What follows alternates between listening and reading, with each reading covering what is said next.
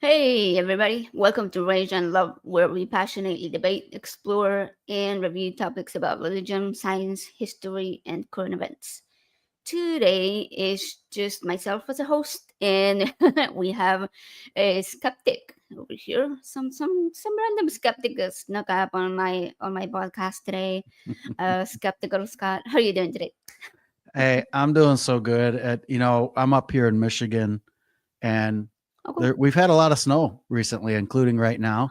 So I almost didn't make it here on time because Oh, the wheels were spinning, and it's fun to drive in the snow though. I kind of like it. It's fun. do you? Do you? Yeah, bring it on. It's great. I don't drive, but like we when we visited Seattle and Denver, there both times there was a lot of snow. Oh, and Canada was pretty Hmm. snowy. But it was an interesting experience. I wouldn't say it was fun, but it was something. It was an experience. I When don't you know. grow up on it, I don't know. That's It's true. different. It's different when you grow up on it. It's kind of more of an adventure and a challenge, and I mean, Yeah. I grew up doing donuts in parking lots. Uh, you know what those are, right? Oh yeah, yeah, yeah. Like Okay, spinning. yeah, yeah. Yeah. Woo, yeah. Well, it's Like harder these days. we do them here, but without the snow. Minus the snow. Gotcha. It's pretty fun. Yeah, I don't know. I like the cold. I much prefer cold weather to what we get here in Texas, which is Satan's armpit. So I with the work I do that I'm not going to name, they're based out of Texas. So there's many times I'm down in like Houston area, College Station area, and so I know it's weird to walk out in the morning and your car is sweating already. I or mean, so I get it. that's a good point. Yeah, yeah, we're close to Houston, and we have family in College Station, so we're like familiar with the area. Gotcha. Uh, Cool. yeah, I'm definitely I would much rather live in the north. I could put up with the snow. I mean, I just like get a shovel, learn how It's to shovel Yeah, snow and stuff. Like, it's refreshing. or It's make the refreshing. kids do it, right? There you go. I have a Yeah. teenager, so that's the perks of having a teenager. Hey, You can can put I them to work. actually jump in that this is one of my favorite times of the year too because I love celebrating the holiday of solstice. Yeah. Oh, cool. Okay, I mean, okay. and I actually do mean that the winter solstice of there is something about being out in the absolute dark when it's snowing and it's still and you can almost hear the snow hitting the ground. And that just I know that it's that time of year. It's that time of year. I I actually enjoy it, and I know some people they get sad around this time because of less sunlight, because of family issues or whatever. But me, I like appreciate the breaks and just not doing a lot and going outside. That's true. Yeah. I mean, not gonna lie, Christmas is my favorite holiday. But I never saw it as a Christian holiday. For me, it was just like I Right. think it was because of my experience growing up. We never celebrated it in a religious way, even though I do remember a Christmas where we had the little setup, the Jesus, Nativity, is it the yeah, nativity scene? the Yeah. nativity scene, Yeah. right, right. I do recall that, but I think it was just because we were kids and we will see it probably in the movies, and we might have wanted to do it. Like I don't even remember it having any type of religious meaning for us. But like I love the Christmas lights, the cold, and eating soups and hot Yeah, stuff to stay that's the good warm. there is a song by the Vocal Few, I think. It's a group. Mhm. I don't know. It's been a while since I've listened to it, but they're one of my favorite songs is Ice Storm 2008. And if you haven't heard that, you should look that up, AJ. I think for the Okay. same reasons you just described, it's kind of like this idea of there's been this ice storm, we're all stuck, we can't go anywhere. Let's have some hot chocolate and let's like wave at people and say Merry Christmas, like regardless of religious backgrounds. It totally puts you in that mood. I'd rather have that than Mariah Carey anytime. So, not that she does Oh yeah, more. she came out already a couple days ago, right? I've heard that's the rumor. It's all over my feed. All of these funny memes of like Mariah Carey coming up. Uh, that's funny. She Hey was AJ, as singing. far as backgrounds, and you're making me reflect on my own background in terms of Christmas and all of that. I didn't grow up in a big time religious household. You Hmm. know, I would say my parents were pretty ambivalent about the whole thing, but they allowed us to go to many other people, other friends. Right? We were in a house where we didn't have people over a lot the whole time. A lot of time, we'd always go to other people's houses, and so because of that, we'd go to a lot of churches, etc. But let's also put it this way: for us, like Christmas wrapping paper was the newspaper. Okay. And it was extra special if it was the Sunday comics that actually that's the colorful wrapping paper. That's the kind of what we grew up with. But Oh same reasons though, AJ, is that it was more about just like hanging out and having a good time than it was religious per se. yeah, yeah. For us, yeah, we grew up very very poor in Argentina, and so like sometimes there was the wrapping paper wasn't necessarily wrapping paper, or sometimes stuff wasn't really wrapped. It was just under wherever tree we had. I have a funny story. All right. Yeah. So my mom is an atheist. All right. Like growing up, she's a skeptical thinker, and there was one Christmas. I must have been maybe like 8 because I have pretty good memory of it. And we were dirt poor at the time. We didn't um, have much, and so we still believed in Santa Claus at the time, right? And Hmm. so we wake up and we have the gifts and we open the gifts and stuff. And I think it was the following year, um, where we were all kind of like realized that Santa wasn't real, and so we were thinking back to some of the holidays, and my mom's like, "Do you guys remember last year? Like these presents that you had under the tree, like the toys?" And we're like, "Yeah." She's like, "I didn't get you that." She's like, "I don't know who did, but So, so she causing a mystery here, or was she I truly don't." truly Well, she surprised? up to this day she swears that she doesn't know how the gifts got there.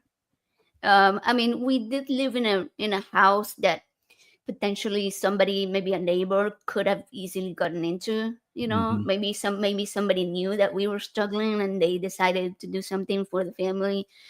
A little creepy to sneak into somebody's house. But yeah, no, like even to this day, she swears that she doesn't know how how that happened.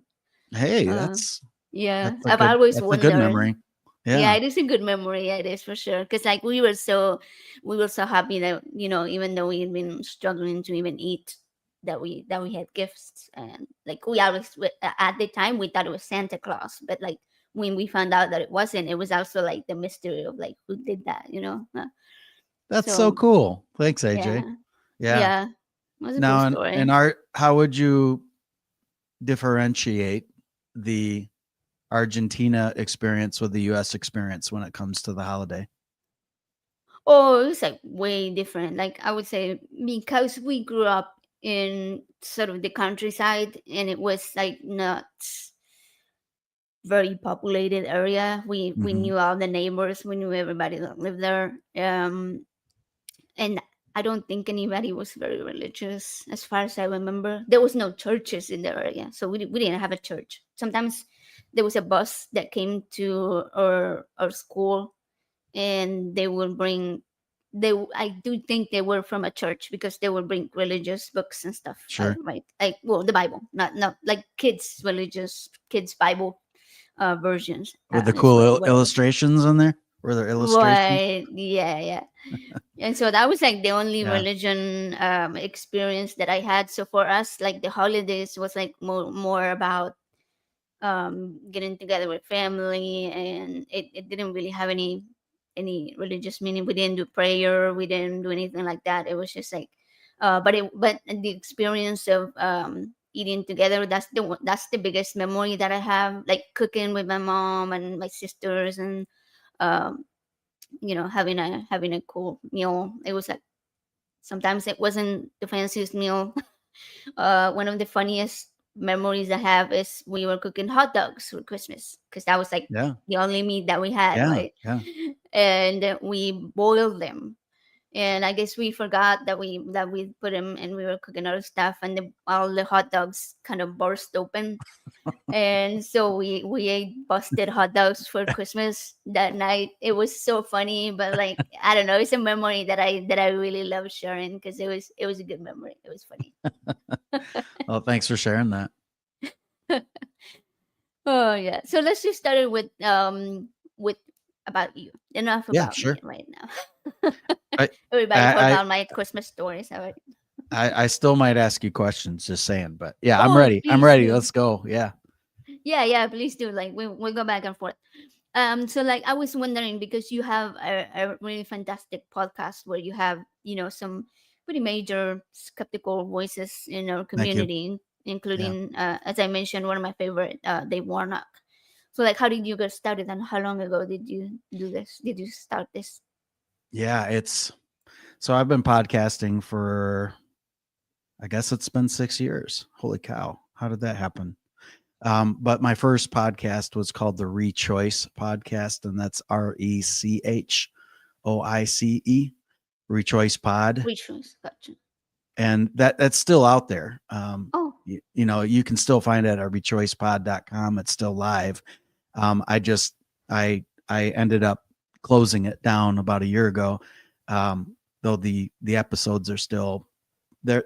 You can access them at any point, because it doesn't really matter the time of year. Each episode stands on its own. Do you know what I mean? And now I did that under my real name, and it wasn't necessarily a religious podcast. It was more about, when is the moment you chose different, right? So it might be somebody talking about, the time that they really were in a health crisis and they had to change, or it could have been somebody who decided that even though she's been a mother 3 times, she's going to be a mother another 2 times to be a surrogate, right? It could, like, there were a lot of really cool moments in that show, and the guest would choose the title of the episode. So rechoice, right? You hear the word rejoice a little bit, which when I hear that word, I know there's some religious connotation to that, but I also think of joy and choosing joy. And so the episode titles might be renew, or reignite, or reevaluate, or reanalyze, or, so that it was a really fun, I guess it's reframing is what people are doing. They're looking at things that have happened, or moments that they've had to just pivot. And now with time, what they feel like that moment was. Really popular podcast. A lot of people glommed onto it, had a lot of support for it. But then when I actually chose to, on purpose, go into the religious side of things, that's when I pretty much came out of the closet saying, yeah, I chose out of Christianity a while ago. And, I'm in West Michigan, in a pretty conservative area. I adopted my son through a Christian organization. We have an open adoption with the family, which, especially grandparents are very Christian. So it was in a really weird spot for me to be in, that even though several years before I had internally decided that I no longer believed. My wife is a believer, so we have an interfaith marriage. But that particular episode, caused a pretty big wave, at least in my personal life and with my colleagues in my work life. Um, enough to where, people were miffed. You know, they said, I can't listen to your show anymore. I mean, let alone there's been 100 and something episodes, right? I can no longer listen to your show because of that one episode. And I thought we were pretty polite and just really expressing doubts. It's with my friend Jim. Anyway, that's kind of where this all started, AJ, is that particular episode got the most feedback, both positive and negative. You know, so that tells you something, right? Yeah. And then from there, I just came to terms with, well, if it bothers you, then that's your problem. You know, I like that. I like that. but Very it true. it took a while for me to get to that. I'm not going to say that wasn't instant. You know, it was enough to where, you know, people were ghosting me and stuff like that, where I'm like, what did I say? And then I did have Dave Warnock on too. Dave, would you say a lot of people in this community know who Dave is? Oh yeah, I would say I so. would think I so. think so. I hope so. And I reached out to him. I want to say it was about 4 years ago, and it was right around this time of year. I do remember that because it was in December, and I said, "Hey, I'm planning my next season, and I sure love hearing your story, and I want to get that story out there. And would you be willing?" And he said, "Of course." And that was the beginning of a friendship. And so he was on twice, once to just kind of introduce his story and his book. But then the second time, probably my favorite one, was, I think the title of the episode was Reaffirm. And again, I'm still talking about the Rechoice podcast at this moment. Gotcha. Okay. That he had his last annual beach week, which is when he would rent a whole house for a whole week or two, and people would come over and hang out. Oh wow. And that, for me to bring my wife to that, I mean, that was a big step for her to realize that she's going to, as a Christian, go into this space of people who are not believers. I mean, it was an eye opener for her to hear everyone's stories, you know, because she's not going to listen to my podcast. I mean, who cares about my podcast? No, I know, no, I'm laughing about that, but she lives with me, right? But for her to hear all of these experiences, I know really touched her, and it was important to me that she chose to go there. Anyway, that particular episode's great too, because several live voices come on and kind of express what Dave's story has meant to them. So, okay, now that podcast shuts down after 5 seasons, 133 episodes. I take a brief break, but then I'm like, I really want to go into this lane more, because those 3 episodes out of 133, right? Those are the episodes that most impacted me personally, and I wanted to go there more. But I also realized I couldn't necessarily do that under my actual name. And I don't need to explain why. I think a lot of listeners here know why. You know, when you work with people and whatnot, you're putting yourself at risk for future, I'll just call them customers, clients, that if they look up my name and the first thing they see is what they would see as anti-Christian, right? That they're not going to be as forgiving as on a first impression sometimes. So that's why I go by Skeptical Scott. It's so funny you say that podcast, and we are just finishing our 2nd season, about to begin season 3. So that kind of brings us to today. And what I know I could keep talking about it. Do you want me to keep going? Do you have other questions? No, yeah, please. Yeah. No, please go ahead. So season 1, you know how AJ, a lot of Christians, and I'm going to say Christian over and over again, because that's just my upbringing, right? That's what I grew up around. Right. But, you know, they have a testimony. Oh, yeah. And they're very happy to tell you their testimony. All right. So season 1 for me, I'm calling my questimony, because it was more of the wandering around, wondering, what the hell is everybody looking at, and why don't I get it? Like, it must be something wrong with me. And I think I'm going to admit too, may have been a confidence issue too.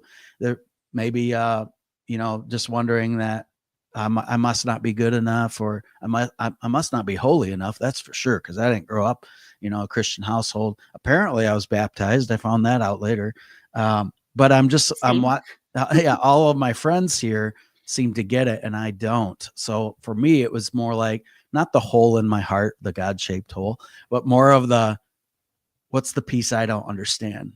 How is it that I don't have that part in my brain that just is able to you know, hear God speaking and all of that. Anyway, season 1 is just kind of that testimony through childhood of the different moments. And the reason why it's called Funny You Say That is it would take a claim that I heard as a kid and go, huh, Jesus was a virgin, or not Jesus, excuse me. Mary was a virgin, huh? Mary, like I remember as a kid going, I don't get it. In fact, to make it solid here, I was at a friend's church and they were playing a quiz show. All right. Mhm. Where they get people up on a stool, one from each team, right? And they're just posing questions and you get points for your team. Easy enough, right? Well, it's my turn. I go up there and the Sunday school lady goes, Mary was a virgin, true or false? And number one, I'm already going, what a weird question to be asking a middle schooler, right? Yeah. But What a number topic. two, my brain's starting to calculate things. And I'm like, well, she gave birth, so she had to have done it with somebody, right? And so I'm just thinking, and I just said, false, false. And she looked at me like, Oops. you're a heathen, aren't you? Like, she didn't say that, but she looked at me like, you're a heathen, aren't you? And she said, I don't know what you're trying to pull here, but you need to go sit over there and watch your team so I'm separated from, I guess I'm the goat. Is that what they say? Separate the goats and sheep or what? I don't know what it is, but anyway, I was pretty much put in the corner to watch everyone else play the game because she thought I was trying to be funny, where Yeah. I wasn't trying to be funny. And if I did laugh, it was because I was nervous, not because ha ha ha, I got you. Anyway, Yeah. and by the way, I actually didn't care too bad. I was like, whatever. I don't want to be on the stool anyway. Um, but that's just one example of an episode where I kind of paint the picture. I have sound effects, all of that kind of stuff. I should also tell y'all, it's an audio podcast. I'm okay, okay, boomer. Yeah, it's an audio podcast. I enjoy like the storytelling and crafting and editing and putting sound effects and music, and so I kind it's more of that. And yes, I have a lot of interviews interspersed throughout as well. Um, so that was season 1. Season 2, which is about to finish, is really when, okay, I'm doubling down now. I got to be a Christian now because I'm a father and I'm a husband and I'm supposedly the leader of the family. And if I don't believe in God or I'm unsure, then I'm responsible for my wife's soul and my son's soul now as well. So it's time to double down. And so for about 10 years, I got very serious about Christianity. But Wow. then Like eventually it just trying hard to believe, right? yeah, oh Yeah. yeah, trying and doing all the things. Yeah. When I say doing all the things, what does that make you think of, AJ? What's it mean to be a serious Christian in your mind? Like, what are some things that you think that might mean? Ooh, well, I mean, I suppose it depends on the denomination. I mean, True. there's so many different ways. But I mean, what comes right to mind is like preaching to other people, trying to save people's souls, and trying to convert people so that they, will come to accept Jesus. Yeah. And And I so I don't know did. exactly why there's that feeling of having that is your obligation to save others. Or, So there was an element of that, but for sure, I felt like before I could even do that, I got to be a master at this too. So, really studying the Bible closely, front to back. Just doing all those, joining men's groups, Bible studies, and then yes, inviting people like little pamphlets of, "Okay, come to our church. This has really changed my life, and it could change yours." And you know, I started looking at the people in my life as projects instead of people. mm, Like, oh, there's right. another unsaved person. Oh, there's another unsaved. My parents. Oh no, So it became. I think it really increased my anxiety. Oh, You know, sure. they say it's a peace that you get, and I saw it more as anxiety in my brain. Well, I think that's because what you mentioned earlier, right? Like you begin to doubt yourself. You begin to think you're a failure because you're not able to save everybody, or even if somebody does come to believe in God, then or Jesus, then um, you start nitpicking every little thing that they're doing wrong, that makes them, not the right kind of Christian, or they're sinning, or they're doing something that's not gonna lead them into heaven. And so, like, there's a lot of guilt, and Yeah, yeah. there's And a lot of I guilt think involved. yeah, AJ, I definitely, carried some of that guilt around. And I think the other part too, like, here's another example, a real memorable moment where we're at our church that's about to move. They're painting the the walls of the church that they're about to sell because we're going to get a bigger church, right? It's going to become more of a mega church. But they invite everybody to write people's names of the unsaved before they paint over the walls so that their names are always there, Wow. right? And so I go up there and I start writing my parents' names, and I just start crying, right? Because I'm thinking they're going to be an eternity and on fire, blah, blah, blah, blah, all that kind of stuff. But it was also a moment of, this is fucking wrong. uh, I have a quick question. Sure. What was the reason you thought your parents were not saved? Did they not They believe weren't in? believers. Yeah, Oh, okay, gotcha. yeah, because I grew up in, again, kind of, even though I was baptized in a Catholic church, I suppose, by the time I was growing up, they no longer believed. They weren't a part of it at all. So I was constantly at friends' churches, and I hopped around in a lot of churches. And I should say too, I got a good diet of going to church because I was on a church choir for a Catholic Oh, wow. church. I was at my friends' churches, which was the Reformed church. I was so in this area where I live, there are churches all over the place. So you're going to be invited. And so I'm going to go where my friends are. So I certainly had that background of seeing it, but not from my family. Right. But here it is coming to a head of, now I'm being serious about it. And I'm realizing not just my parents, but pretty much everybody in my family, my brothers, my sister. I'm like, how can I believe in this loving God that would do that to them? Yeah, Right. yeah. And I don't care what people say about free will. I'm like, what's behind curtain number 1 and what's behind curtain number 2 is not free will. You don't get to see any of them, right? Hey, God loves you, or else is also not free will. You know what I mean? And Good point. I'm just that. So anyway, back to the podcast. Those little snippets are a part of season 2 then of when did it really start falling apart, right? And so by the time that the season 2 is ending, I've chosen out. And again, I want to say too, there are plenty of interviews throughout like the solo interviews are more like, here's the next chapter. I tell the story with music and sound effects, right? And then there's interviews every now and then as well. So you probably know Steve Chikadis, Oh, yeah, right? yeah. Yeah. So Yeah, he's he's been been on on. my show twice. Yes. Same here. Yeah. And several others as well. So I don't want you to just think, hey, it's the Skeptical Scott show about all of his story. No, Yeah. it's kind of interspersing because I think that would be boring, right? But I know a season 3 coming up is going to continue to be interviews, but it's also going to be more about, all right, now let's have some fun as far as what are the funny things that are said in the Bible. Maybe almost like a Bible study in a way, of like going ahead, and I hope we can be comedic with it. I know we kind of surf that line sometimes of, well, what's disrespectful and what's funny, so I've I offended some people with very, very bland humor around religion, like asking, "How did you sin this Sunday?" yeah, yeah. Oh, I like that. Yeah.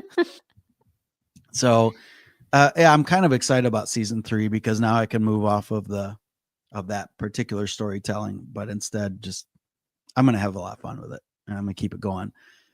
That's But cool. That sounds fun. yeah, I'm having fun. And Yeah, I'm looking forward to it. I've Um, always said too, AJ, if only 10 people listen to an episode, well then I just had a great conversation with somebody, right? And if Same. and if it's more, great. I have found it's a little harder to, like, the Rechoice podcast blew up, but I think it's because people were happy to share it. Mm-hmm. Wouldn't you say? Yeah. And podcasts and shows like ours, friends want to Oh. share it, but for Oh. this, but for the same reasons that I felt nervous to share my past episodes, right? They have the same nervousness of they let me know, they email me, they call me in terms of this is where I'm at, but I just can't put it out there right now. Like, so Wow. that means actually a lot to me, though, that hey, you're not alone. This was a show I wish I would have heard back then, because how many of us think, is it me? Is it just me? And the reality is, and we can see the stats now, you're far from alone. And that's a cool thing too. That's part of probably what you're doing here, AJ. You're Yeah, building yeah. ways to human. I love that title. I know I chose it because I was gonna call it How to Human, but then I was like, wait a minute, that sounds very bossy, kind of like you're telling people This is how how you to do it. do shit. Yeah, like there's just one way to it, and I was like, how can I make it so it's like more inclusive and like, hey, there's no perfect way to be a human being. And I was like, okay, like there's ways to human, there's different ways to human. Oh, I So like I was like, that you're using the yeah, word human as a verb. Like, yeah, like how to be, yeah, how to be a damn it, human treat being. people with humanity and dignity. How can it Yeah, be this hard? yeah, it's pretty cool. So I had a question when you were talking about writing your parents' names on the wall of the church that they were going to repaint because they were not saved, and so at that time you were very deeply into at least attempting to be, a true Christian. Yep. And I always have this question, and I've asked many questions who are still questions, but they, kind of try to avoid answering the actual Oh, I question. can't wait. Bring it. Yeah. So how, like in your mind when you were a believer, how did you see? Obviously, you were not happy that, thinking about your parents going to hell, but like, was it your idea that if they went to hell and you went to heaven, right, your hope is that all of your loved ones are in heaven with you, right, to spend it Sure. without all of eternity with them. So since it is said that there's no suffering in heaven, how would that work? Like, how would it work to be there without your parents, without, I don't know, other people that you Without my love siblings, there? without my unbelieving friends, many of them who act more Christian than a lot of the Christians I know, right? uh, Yeah, I hear what you're saying. It's and put it in reverse, right? This is why, at least in my life, grandparents are heartbroken, right? That they're picturing, how can my grandson not be here? You know, but then how do you reconcile that? Would do you think God just wipes your brain of the memory so you don't have to suffer? Is that what you want? You know, right, I that's what I wonder, like, yeah. I think of it too, like, how they'll when people try not to get so, scary about hell, like the fire, eternal fire, all blah blah blah, and then they call it, well, it's eternal separation. It's whatever that means, right? Maybe we just burn off and you're done and you're forever separated from God, right? But again, I'm thinking, well, isn't that what you're asking us to do, is to separate eternally from those we love? That, those we love that are right in front of us, that we can touch, feel, and uh, you know be with. But you're asking me to have a relationship that's pretty one way. I don't hear anything. I'm, you're not spending time with me. You're saying I got to spend time with you. I don't know how to do that. Okay, we'll look at his word. Okay, I've done that. In fact, I've read it a bunch of times and now I'm even more confused. Is this what it means to have a relationship, is to be this confused? And now you want me to be with you forever.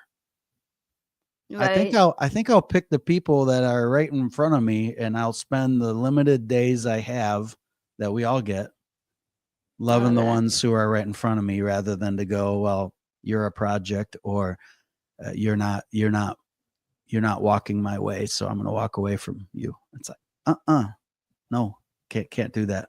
I can't. I don't. It doesn't make sense to me. Yeah, yeah. And speaking of things that didn't make sense, like if that is one of the things that I've heard from Christians, right? Like, no, you don't have a memory of them because there's no suffering in heaven, and so you won't remember, you won't realize that these people are missing. But wouldn't that, if our soul, if the idea of the soul is who you are, who you became while you were alive, and all the memories that you have with the people that you love, your parents clearly shaped a lot of your who you Sure. are, right? And so how will that work? Like, completely erasing the memory of your parents will completely erase a huge part of who you are. That's So a yeah, great way to, that's yeah, just, AJ, you're making me think of not just the people that I forget, but the lessons they've taught me. Because if I remember the lesson they taught me, then I'm remembering them somehow as well, right? So how am I arriving in this heaven? Like yeah, like, what do I look and feel like, and what am I believing? And is it really we just sing? We sing forever or something? I just I don't I if there was ever a part of me that was excited about an afterlife, it was more just, hey, the work is over, the pain is over, and I get to be with my friends and family. It was not I get to go to this invisible being's house, mansion, whatever, or he's prepared a mansion, or however they did talk about it. I think it's just human ramblings about what it could be if we had our, wish list put together. That's all we can do is put our wish for. imagination to work and then call Yeah, that our hope for heaven, right? Um, it yeah. just, And I do think a lot of people hold on to that idea of there being a God simply because um of that comfort, of yeah, it's like comfort. being able to see Yeah, your family forever, and being and continuing to experience your life forever, because we don't know where we were before we were born. So all we've ever known is being alive, and like nobody wants to stop having their experience. Like, well, the ones that are having a good time anyway. sure. And I mean, I think of it now more as, when I die, hopefully I know it's coming or something, right? Hopefully I can plan for it. I mean, we never know, as the saying always goes, but there is a preciousness to these days we have now, because we realize this is the one shot. Like, I'm going to start saying no to things I really don't need to say yes to, because Yeah. this is the life I have and this is what I want to do. And what am I going to do now? Like, I think it really, when I actually finally said that to myself, AJ, 10 years ago now, I think it was, where I'm like, I felt, yes, I felt a sense of relief, like to actually express it to myself at first, to go, wow, I'm not going to worry about this shit anymore. Right. But then there was also this clarity and an increased responsibility of, so what do I want? Like, what do I want to do and that's the freeing part. I mean, it's scary because there's responsibility with that, but I'm not waiting for a spirit to answer my questions. Yeah. I'm not doing that. And I, I don't know. I sensed more urgency, not in a frenetic way or anxious way, but more urgency on, well, let's go. All right, what do I get to do next? Do And things. Yeah. yeah, and I did, how a lot of times we're accused of not having morals or values or whatever. And I've heard that. You've heard that? Yeah. The whole, we just want to sin. That's our values, right? That's our, yeah. But I really respect the people I've met in the last 10 years because they are not handed down their values. They're not taking it from some external source or from a holy book full of holes, right? They're defining, okay, what do I want these days to be, and what are my core values going to be, and how am I going to live to those? Those are some of the most people filled with integrity that I know, right? And I'm sure there's assholes everywhere too. We know that as well, Oh yeah. but I'm just glad that, I think a lot of the Christians I know would say, well, I'm moral because I follow biblical values. And I'm like, you are still interpreting values. Like nobody Yeah. can even agree, even within the Christian community, on what values are really the values, So it's like, hey, we're all interpreting anyway. I'm just going to go ahead and strip away the supernatural part of that. Our life is beautiful and challenging enough without supernatural layers added on top of it. Like, isn't it hard enough to just look around, let alone adding things we can't see and intentions we can't know that are from other spirits? And like, hey, let me just strip that part away and deal with what I have right in front of me. Yeah, that's true. And I have this kind of cheesy quote that I always share that I No, came I up can't. with. Yeah, yeah. Um, um, well, it's about the afterlife, right? And I always say that the only afterlife that I'm worried about is what I leave my kids. Yeah. The Yeah. afterlife, like that will be after my life, like they will be left here with this world. And so for me, when I see a lot of people saying things like, oh, like a couple months ago when they had the whole raptor thing that was coming, and everybody was just ready to Again. go, and Right. yeah, like people like gave up their pets, and like Is because that true? Did people really do that? I can't believe it, but I guess that happens, isn't it? that's awesome. Yeah. Somebody It's a, like sold their yeah. car and their house I and won't. shit. And I was like, I need wow. somebody to watch my pets while I'm gone. Right. Yeah, well, because pets don't go to heaven. And so they were counting on the heathens to stay on earth and take care of the pets. And Hey, if this so little Nico, I have a dog named Nico, you guys, if he can't come with me to heaven, I don't want to be there. He's like such a sense of joy. If that's really what this is this a joyful place, then he better go. right.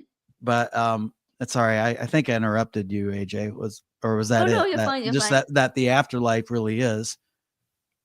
What impact have I made on the people around me? How are they going to remember me? Have I left anything? Have I left the world maybe just a little better than it was when I arrived? Right. And eventually, hundreds of, however many years, people aren't going to remember me anyway. And guess what? I'm not going to remember that they don't remember me. That's So, true. That's but true. that's when I hear the word legacy and stuff like that. That's what I think of, is just how have I impacted people? There's the afterlife. Afterlife, what happens? That's good. I like that, AJ. Yeah, and my teenager and I were reading a philosophy book as part of their homeschool education, right? Because I'm like, Yeah. you're gonna be a thinker. That's it. We were getting into like a very basic sort of philosophical ideas, and it was talking about purpose and meaning of life, and we were having this discussion like of when when you feel like your life will last forever, that you will have eternal life, there is no motivation to take care of the life that you have right here, of the home that you have here, right? Like talking about earth. And so for me personally, the more skeptical people that I've met are the ones that seem to care more about the kind of world that we're gonna leave behind. So yeah. Christians would push back and say we are stewards. And I would push back and say, how are we stewarding so far? Like, how's Oh, it going stewarding the earth and the all the species that are now extinct a little bit at a more rapid pace than it normally would have been, or all of that. You've probably heard this too. I want to say, oh shoot, what's his name? I don't remember his name right now, but I heard it on a podcast. Okay. Earth is where we wipe our feet before we go on to heaven. Oh, ouch. Oh, that's Which, so bad. but isn't that how some people That's awful. they would never say that, right? But I think about even politically right now, how people will rationalize what's happening politically because it's ushering the end of the world sooner, so we can all go, so that the Jesus returns and all of that. And I, when people accuse us of we just chose not to believe so we could sin, my pushback to that would be, no, you just love to sin and be forgiven all the time. So who's the one really sinning here? If I'm constantly always going to be forgiven and I'm never ever really then responsible. How many times have we also heard somebody's being brought up on a court case for something atrocious that happened 5 years ago, for example, right? Or longer. Mhm. And they're like, but they're a believer now. They're saved now. They're a different person now. In other words, let's not put the responsibility on them because they are now forgiven. And it's that kind of, I guess, this ultimate gaslight, isn't it? That's the gaslighting in a lot of ways of, oh yeah, I was wrong, but I don't want to pay the penalty because Jesus already paid the penalty. So I'm good. Yeah, What a deal. yes, they're claiming that that they've changed without actually showing the work, like without. Yeah. Um, And I know we're painting some people in a broad brush, I suppose, but I just, like, we can always point to, yeah, but there really is some, like, and I'll say that was maybe one of the reasons why it took me so long to choose out, that finally by age 35, I was actually thinking, I don't think I believe this horseshit anymore. But I think one of the, look, here's a religious jargon. One of the stumbling blocks, right? One of the stumbling blocks of me choosing out of Christianity was I was able to point at several people in my life who are religious and also very good people. yeah, So it's hard to say no to somebody that you respect so much, you know. Um, so if there's any God out there, I more saw some of those human examples of people who were truly living, generously, with compassion, etc. It's just that I can point to many more that are not that way. oh yeah, no, for sure. So just know that when we talk about this, guys, we know it's not all or nothing, just like all atheists aren't one way, Sorry, go ahead, AJ. Yeah. Yeah. No, yeah, I was gonna say something that might be, controversial, unpopular opinion, if you like, because I have seen a lot of people in the secular community saying things that, like, there is no room for interfaith relationships, or that our Christians are harmful, Right. that Yeah. progressive Christians are just as bad as Christian nationalists. And so I completely disagree with that. I disagree, because don't get me wrong, because, like, obviously I'm not going to be breaking bread with any Hmm. Christian nationalists, right? Like, or any Christians who show, even if they're not like Christian nationalists, who show hateful ideologies, because I have family members and loved ones that are that way. But also I've met a lot of people in the community, through the secular community, and I also have loved ones who are Christians. And for example, at NanoCon, I got to meet April Joy and her partner, and she's amazing. I loved her speech and everything. And her partner I got spent to like, get her book. I haven't oh read it yet. yeah, Star yeah, Star I want to Spangled read it Jesus. too. I haven't Yeah, read it yet, but that's right. yeah, I've heard her Yeah, interviewed. Yeah. yeah. Yeah, actually had her co-host Tim Whitaker. He was on my show one time, Okay. and Yeah.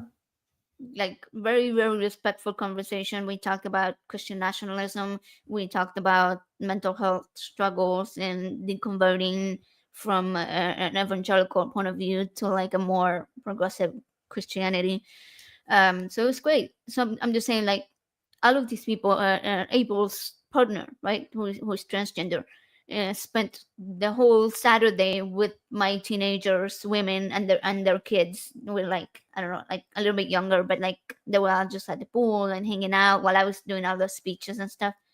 And like they had a great time. They're really good people with really good values. Like you know, so I don't know. I see also people like yourself, right? Married to a Christian. Steve Hmm. Gikidis. I probably Uh, butcher the name. it's Jacadis or Jacadis, one of the two. But Okay, our Steve's a good friend. apologies. Now But he'll be he's all good. Yeah, right, Steve. We call him Steve, we'll call him right? Like Steve. Steve is also He's married. probably listening Yeah. actually. Oh, But cool. yeah, can I Oh, jump yeah, he is. where? No, I'm going to talk about what Steve does because he's, his book Humanism from the Heart. I think that is a big shift that's happening right now. Oh, Is yeah. that, when you think of something like September 11th and you think of the birth of what do they call them? The four horsemen of the apocalypse for atheism, right? The the Dawkins, like those big names, the angry atheists, kind of like gave voice for a lot of us. And Yeah. I think the shift though is now, um, we have people who are younger than me for sure that are trying to go, hey, how do we move forward with this, and how can we connect to people? One beautiful thing about where I live, I told you I'm in a conservative area growing up, right? Mhm. But where I live now, I'm still in the same county, but I am in an area, like I'm in this little sweet spot. It's a gem of 80 different countries represented where I'm at our school district. Well, So you can imagine all the different languages that are spoken, the religious and non-religious backgrounds. And I just see a glimpse of, hey, if my school district can get it right, we can get it right. Right. We can, or at least we can go to a better place than where we currently are in terms of work, getting along with people who are different. Um, and that gives me hope, the humanism aspect. And I'm definitely embracing that humanist side more than the agnostic atheist side. I mean, I'm all three, right? Um, that's right. but that's more what I'm interested in these days is instead of, um, like the amount of times somebody will say to me, "Oh, you were hurt by the church, weren't you?" Like kind of like a get over it, right? And I'm Mm-hmm. like, "No, that's not my story. Uh, I didn't have this massive church hurt. That's not it. But I hate how dismissive people are about that because there are certainly people who have. But now it's like instead of this anger and sadness and frustration, it's like let's actually go move into action here. I think of some of the works like Secular Rarity and others are doing. What's it called? Secular Rising, I think. Um, Yeah, I do all their social media. yes, and then oh, cool. You know what? I didn't know that, AJ. That's really Yeah. cool to know that. Or well, like with Steve. Steve does the Sunday Assembly Detroit. So it's sort of like a church service, but it's for non-church people, and it's once a month. But a lot of it is action oriented. Like, how are we going to make this city better? How are we going to do this better? And I love that pivot that we are trying to figure out, um, not just intellectually what's right and wrong, but more the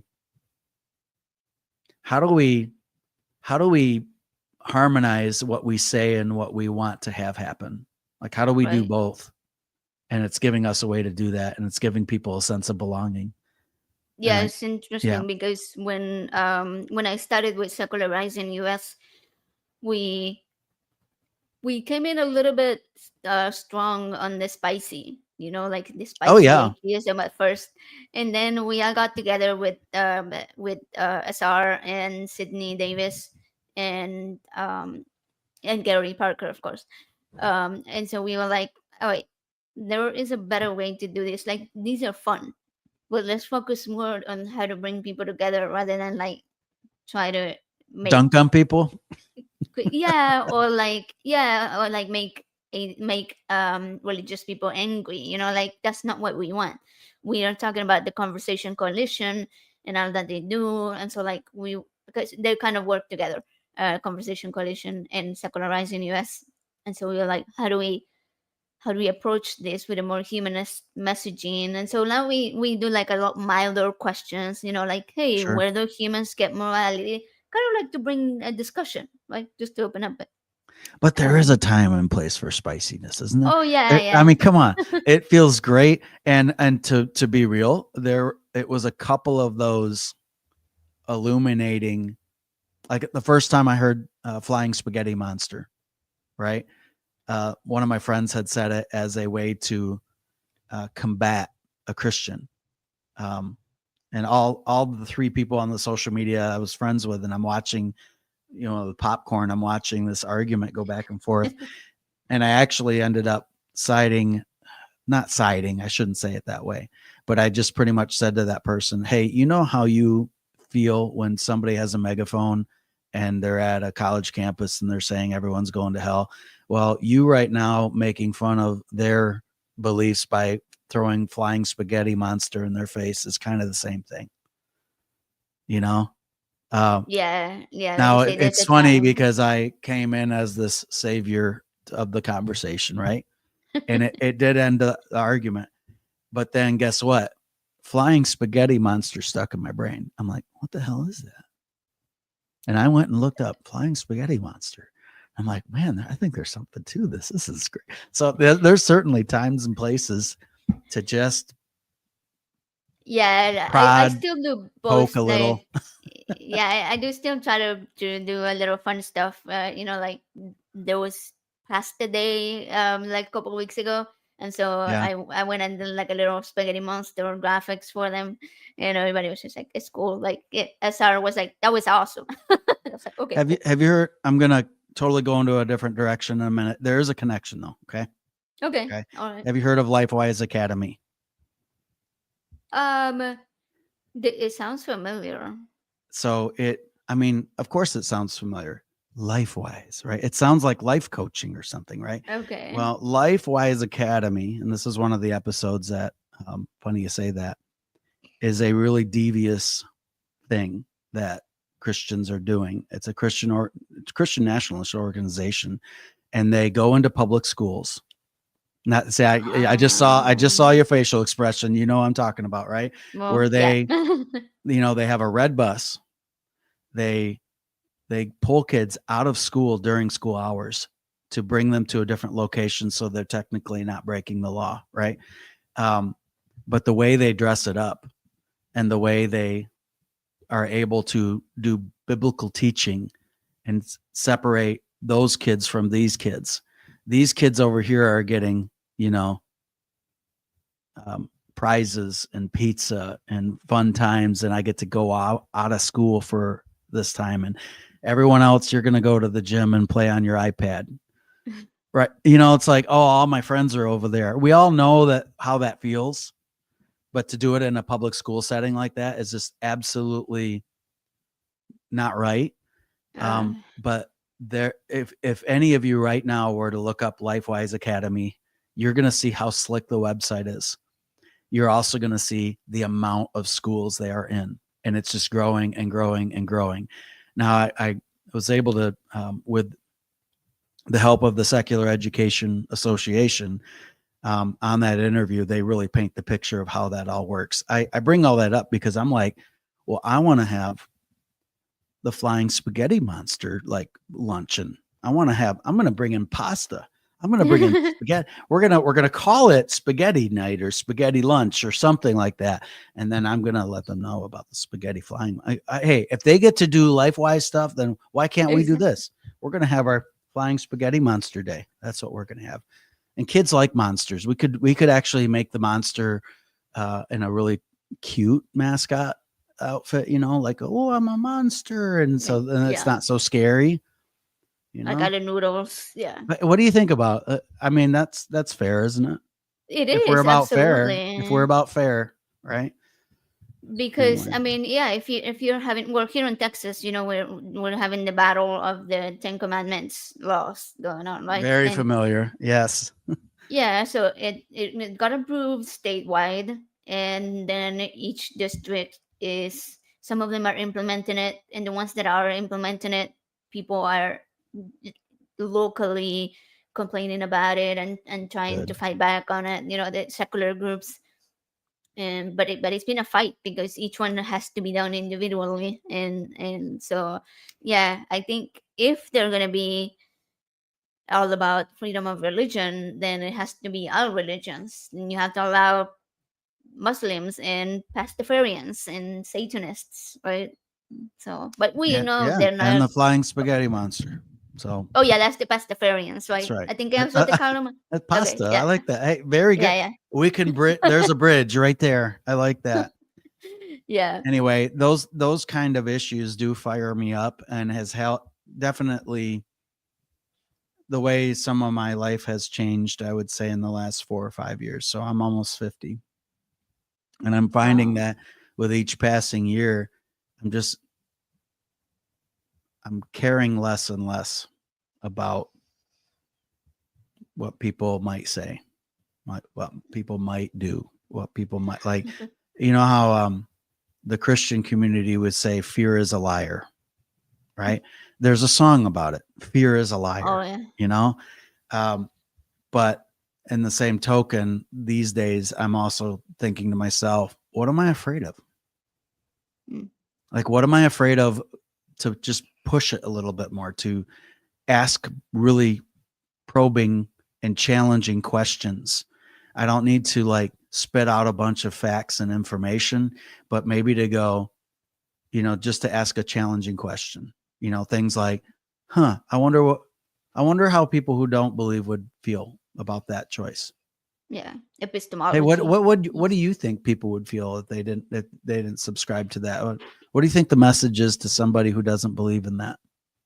Mm. Like little just probing questions like that where I'm not solving it for them, but I'm also not putting up with it.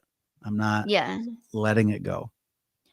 yeah. So what we were talking about a minute ago made me think of my own sort of shift in my content creation and how I approach things as well.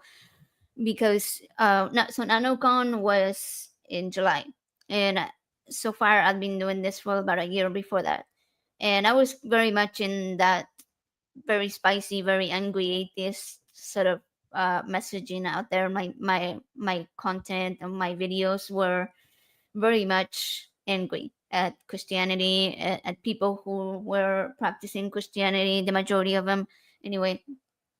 But having, I think that was like a big turning point for me. And one of the reasons was Steve gave me a copy of his book to read Mhm. online, right? Before NanoCon. And I had him on the show, and we had a really good conversation about what the book was about and everything. Then he gave me the copy when I met him in person, and I finished reading it.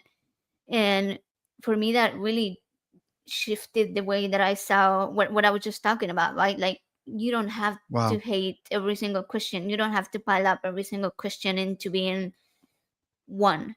Like, you can be friends, you can have family who are Christians, you can be married to a Christian and still be respectful, still have positive conversations, still have a good relationship.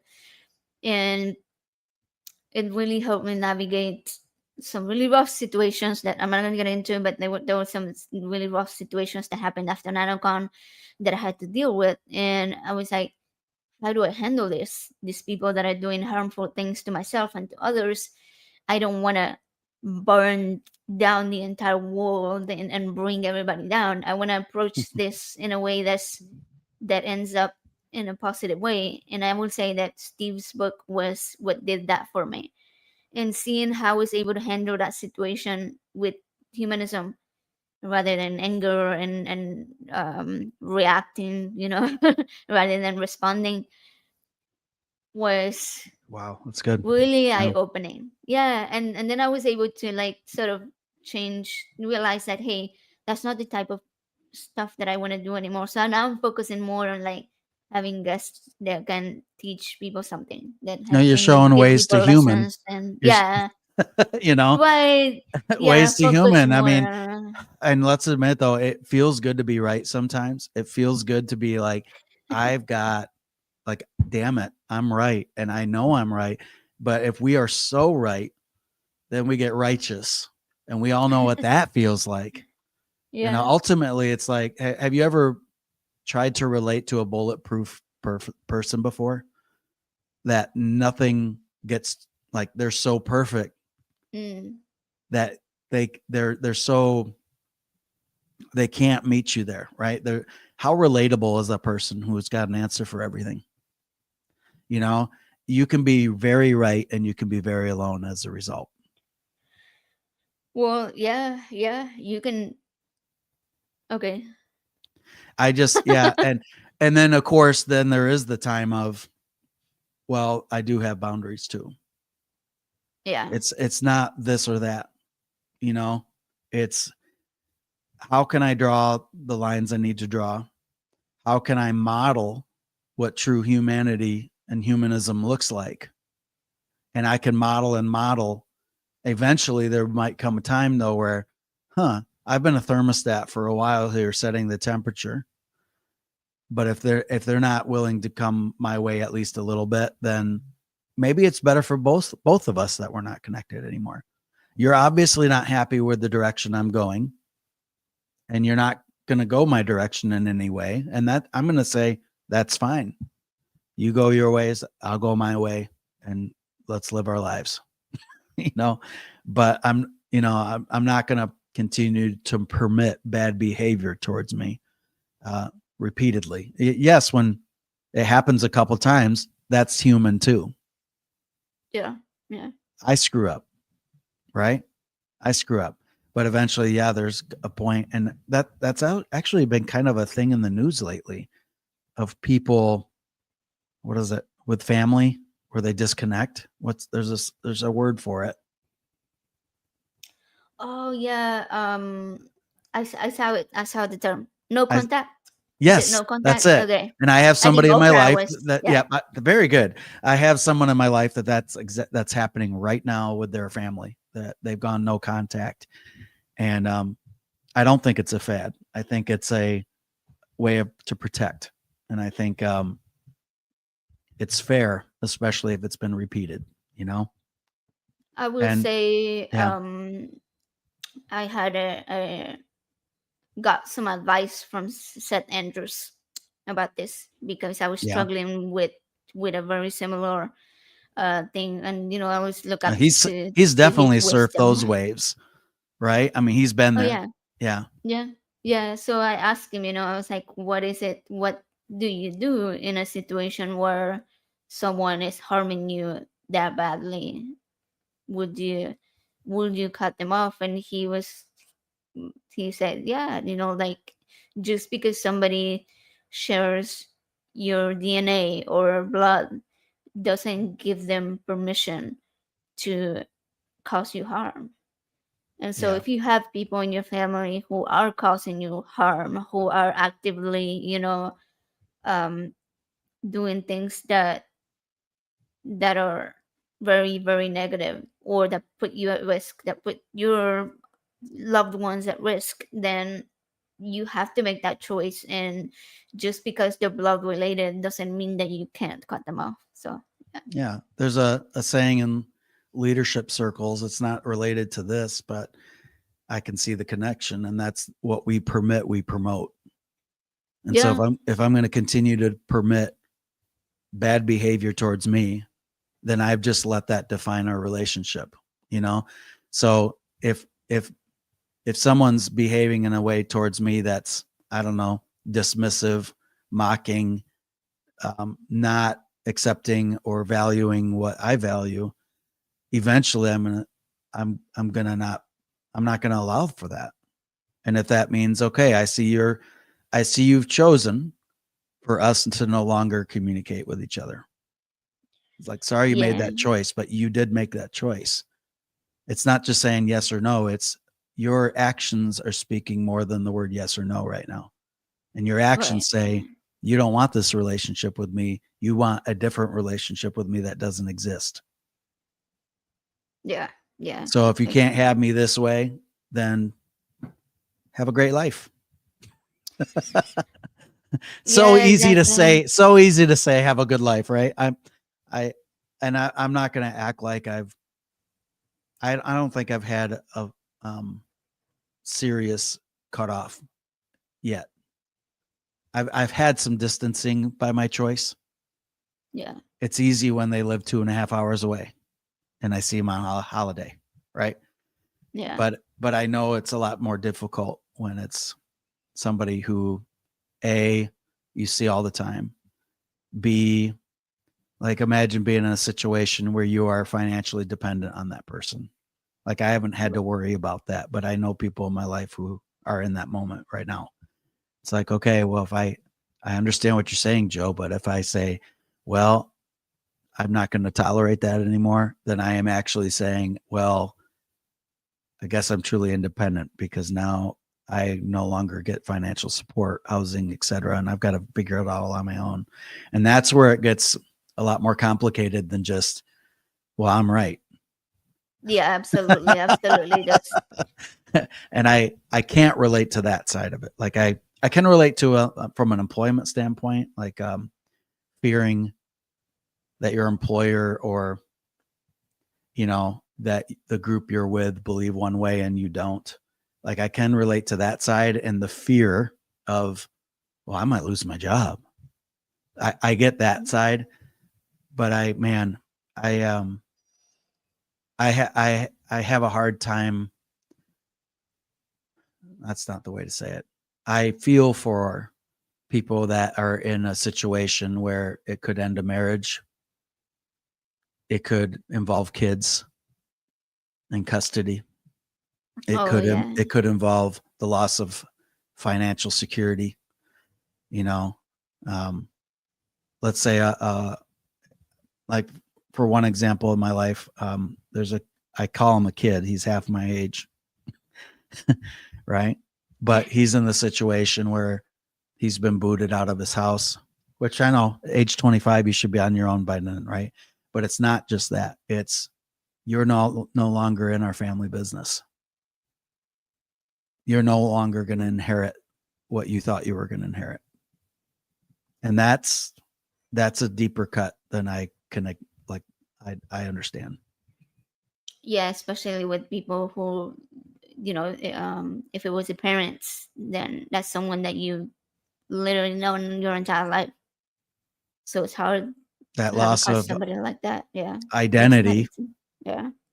Oh that's yeah. Yeah. yeah, It's kind of like what we mentioned earlier, right? If you go to heaven and you're not gonna be with somebody, then God might erase your memory of them. But like, if you cut somebody off here in this life, you get to unfortunately, experience you it now. can't.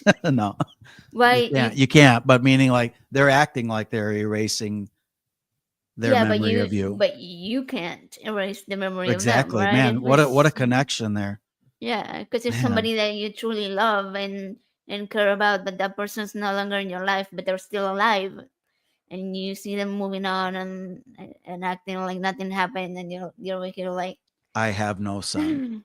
I have no daughter. Don't ask me to babysit your kids. Those kinds of statements that are go right to the bone. I'm thankful I haven't had to experience that. But again, it makes it even more important the work that you're doing, AJ. It's the reason why, people are like, gosh, for not believing in God, you sure talk about God a lot. I'm like, that's a dismissive way to say, no, I am passionate about how, and I'll say it this way just because it's the two of us talking right now, right? The poison of supernatural thinking and how it's impacting people I love. That's yeah, why yeah, I'm passionate. That's why I'm passionate about it, because I see the devastation that is happening with a lot of people I know, right? let alone the angst I had walked through. I mean, but more just, it's affecting laws. It really is, because sometimes there are Christians who are, you can see, are progressive, but at the same time their supernatural beliefs will lead to other bad ideas that they still holding on to, and that can negatively impact themselves, their family around them, and even society as a whole, right? um I don't know, things like science denial, like being Correct. anti-vaxxers, or Great example. Yeah. yeah, or people that hold um a bad view of, like, that accept the LGBTQ part of LGBTQ, but not the T, Mm-hmm. right? Not the transgender people. Um, People that see ghosts or angels, and then that leads to them believing in demons and being haunted by it. That can cause people anxiety. It can cause them depression, right? It can cause those around them to believe in the same things, and those are, I don't know, those are harmful things to me. It might Yeah. not be as bad as like Christian nationalism, but there are harmful things that you are seeing your loved ones still being involved in, and you want to like shake them a little bit and be like, why? Well, it's like a snowball, right? And supernatural thinking. The saying I have on my show, the tagline is, drop the supernatural, embrace the rational. How great would it be if we could just like be rational enough to have conversations without our emotions like clouding everything, right? Um, that's what I'm hoping for. And I think when we easily believe something that maybe we grew up with religion wise, I think it then becomes easier to believe the next supernatural thing or the next unfounded claim. And then it's shockingly easy to actually believe hundreds of things that don't have backing, you know? Cons- Conspiracy Um, theories. yeah. Yeah. I think about when it comes to voting. Now, I'm a former social studies teacher, right? So I was very passionate about civics and citizenship and learning all the people that I'm voting for on voting day and all of that. But how many times have you and I gone into a voting booth and we're like, I don't even know these names. I'm supposed to vote for two of them though. That one looks good. Right? Where we don't know, but we're voting. So I think of somebody at a church that the church is not supposed to advise people on who to vote for. They do it all the time anyway. Oh yeah. And that's the example of, well, I'm a nice person and I'm progressive or whatever it is. But when it comes to something like that, well, what have I heard at church and what looks familiar? That sounds good, right? That's what I mean by it's just so easy to go along with the crowd instead of going, wait a minute, time out for a second. Like, hold up. And that's why I chose Skeptical Scott. And it's not cynical Scott. It's Skeptical Scott of like, look at what you're saying, Yeah. Yeah. research what you claim They- to what you think is true. Like everybody stop. What's the song? Stop. Hey, what's that sound? Everybody look what's going down. Really popular in the 60s. Okay. okay. It's the, um, It's a little far back for me. yeah, I am. I'm showing the boomer side. Um, it's the stop. Hey, what's that sound? Everybody look what's going down.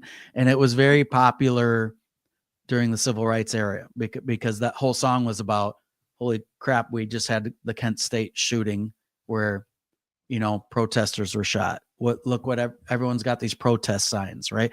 And that was the 60s. It very easily could have been written for modern times. But again, skeptical. Stop. Hey, what'd they just say? Stop. Wait, what does that say? Wait, that thing I just read, who said that?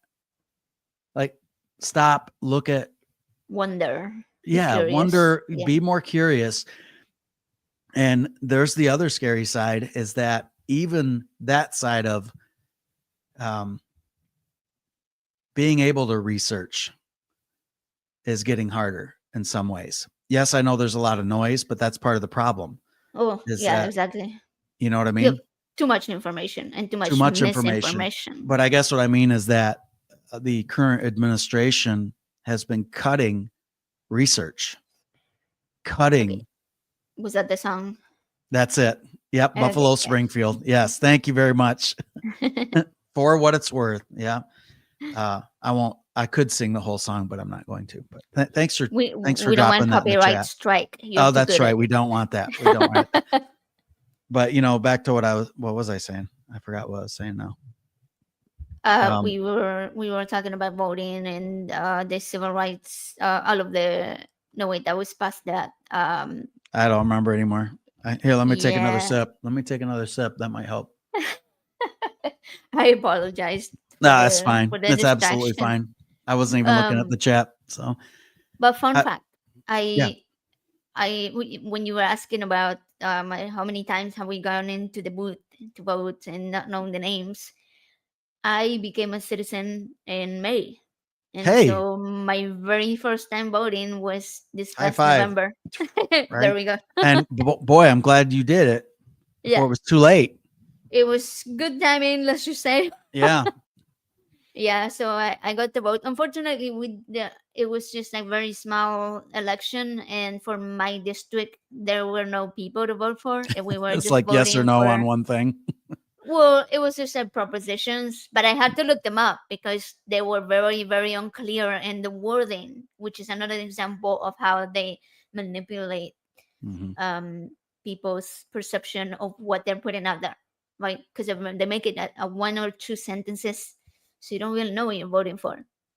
You think, And oh, we're voting for parental rights, but it was actually about not allowing kids to use pronouns in school. mm-hmm. Mm-hmm. It's all in the dress up of the Yeah. title. It's all the the Freedom Act. It's like, oh, that sounds great. The freedom to choose out or whatever.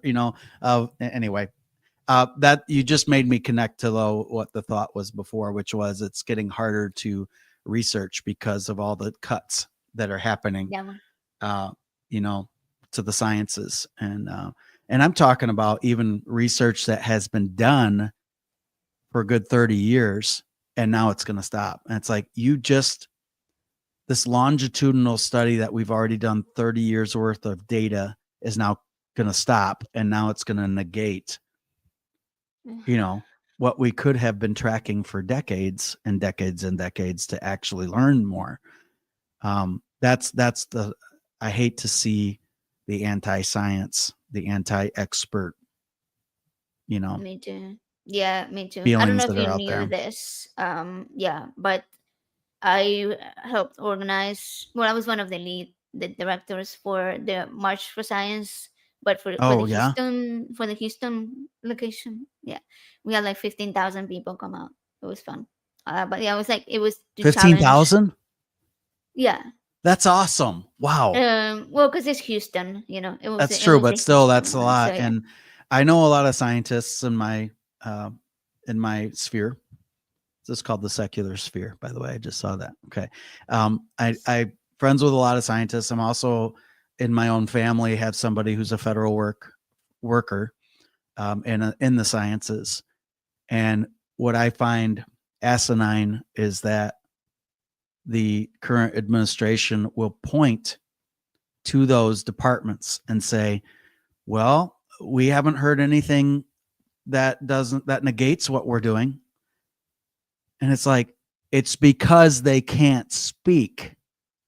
If they speak against the administration and what happens.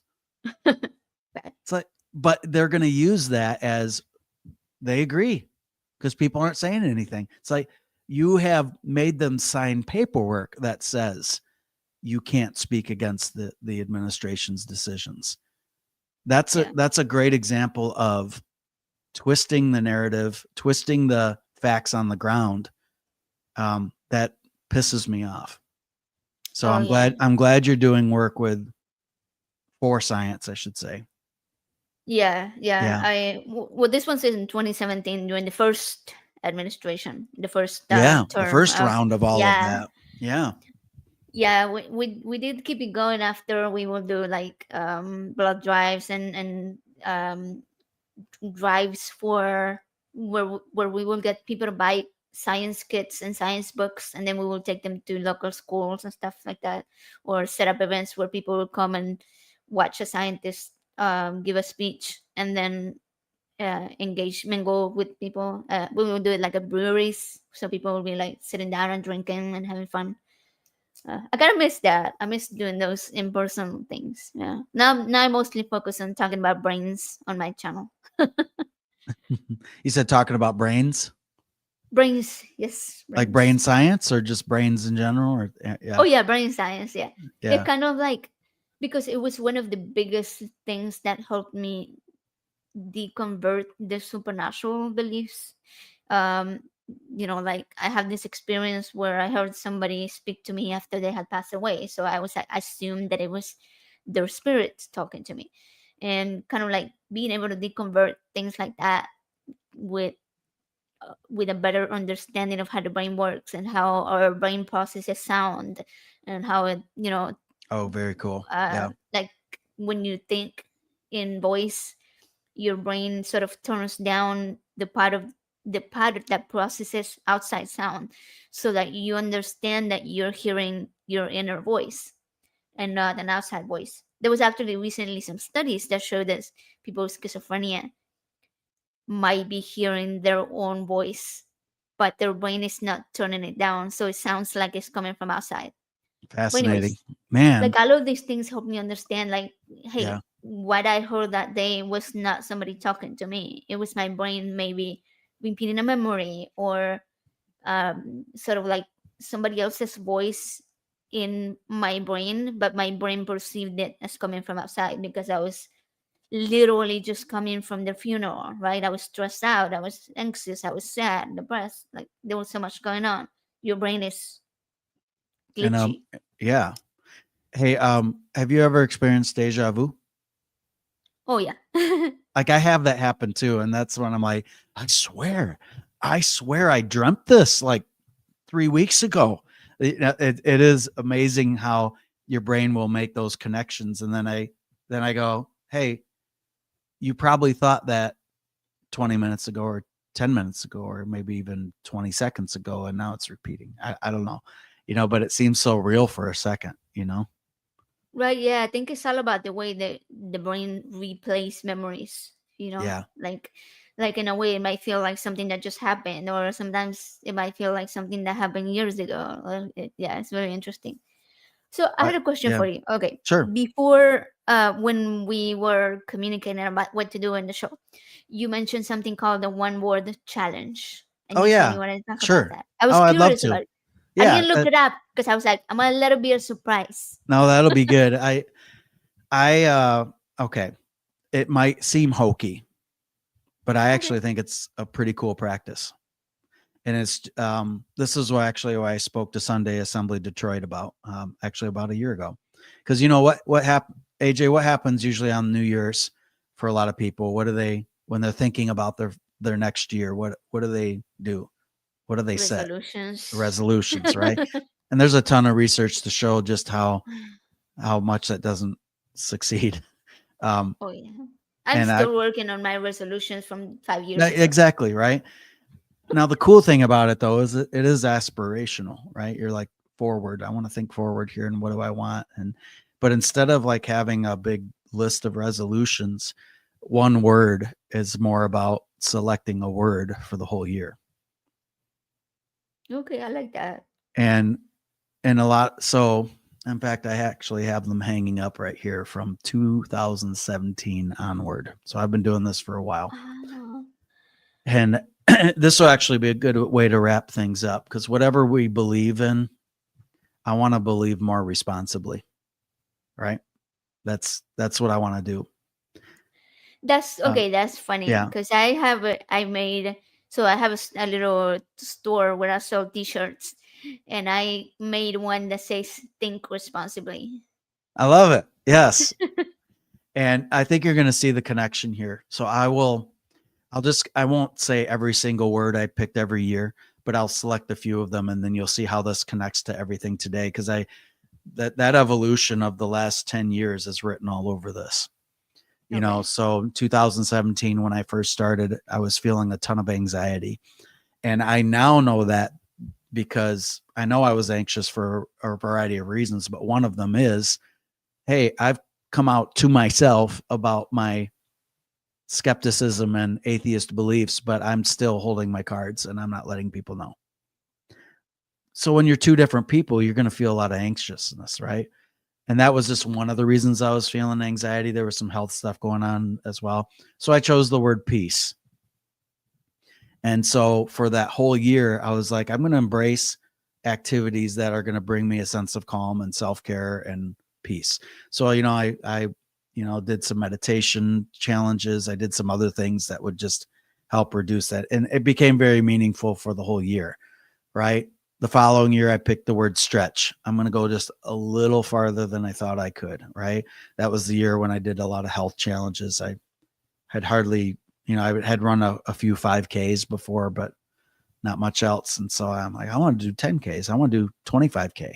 And I ended up doing a marathon by the end of the year, which was very, really Wow. good. So I'm, again, not to be a completely different person, but over a year, you can stretch a little bit more and a little bit more and a little bit more, etc. A couple years later, I chose the word voice. So this was 2020. And guess what?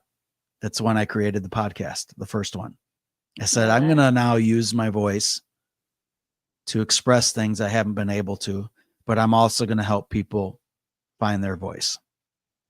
And so that kind of became the whole theme of that year, was doing things like that. Let me skip ahead. I got to do this one. Okay. 2024, I chose a phrase, which was carpe diem, which might sound familiar if you're a Dave Warnock Oh fan, yeah. Yeah, because yeah, yeah. I yeah, get that. and in fact, I don't know how David would feel about this. I showed him, but Mhm. on my shoulder I have a tattoo, and it's the logo from Skeptical Scott at the you've seen it, the little chimp, right, with the headphones. Yeah.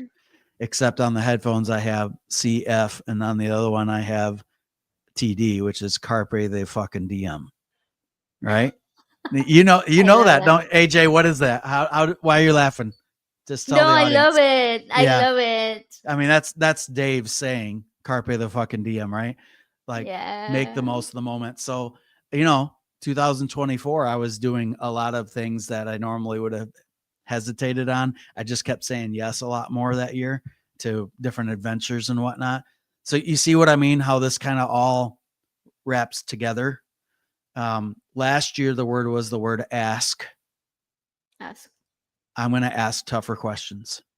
Okay.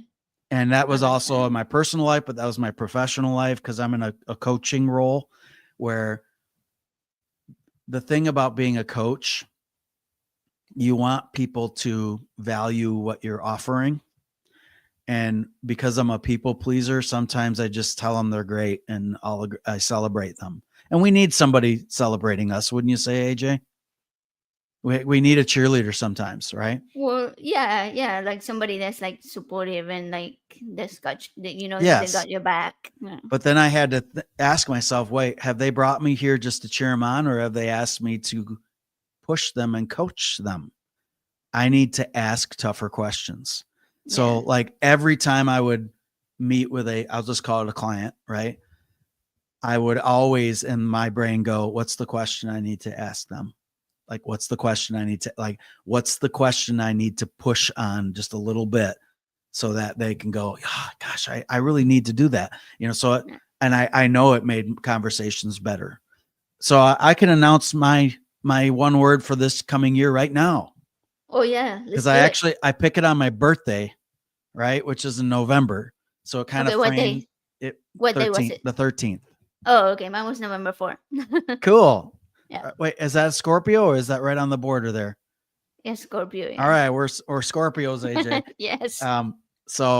But it's the word hope, Hope. which can seem Yeah. like a religious word. You know what I mean?